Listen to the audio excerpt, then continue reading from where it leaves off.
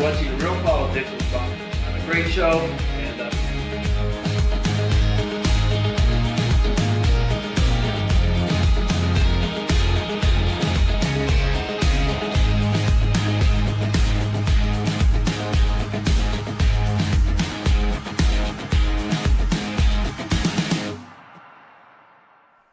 I'm sitting here tonight with former Chairman Richard DeNapoli from the Broward Republican Executive Committee.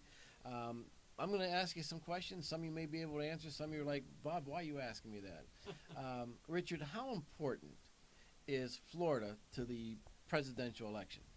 Florida's always very important, Bob. It's 99 electoral college votes. It's always been a big player, and it'll be a big player again this year, especially since it looks like you might have a few candidates heading into it that are going to be viable and needing all those delegates. Well, let's separate this between the Democrats and the Republicans. Who's it more important to? Well, I'd say it's most likely that I would guess that Hillary's going to be the nominee, and it would be more important probably to the Republicans because it looks like there's a few more top-tier candidates that are going to be fighting into Florida. So I'd say it's going to be more relevant to them.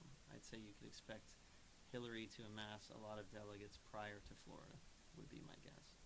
All right, we have how many presidential candidates from Florida running? When do you think we're going to start that onslaught of the ads every 5 minutes that we're going to be bombarded by? Well, how many Floridians? Well, you have Jeb and Marco, the two obvious ones. And then you have the part-time Palm Beacher, that's Donald Trump. And then the relocated Palm Beacher, that would be Mr. Carson. And then I believe Mike Huckabee actually located in the Pensacola, northwest Florida area. But he just dropped out. Well, when will the ads and when will the bombardment start? Well, the earliest ballots actually already went out for the absentee overseas military ballots.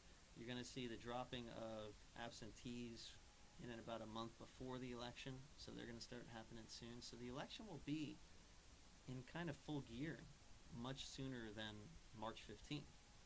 And you may see ads popping earlier than that, but it's going to depend on how much money the candidates have. Also, looking at the polling, they're going to say, is it worth spending money in Florida when Florida is part of many other states that vote on the 15th?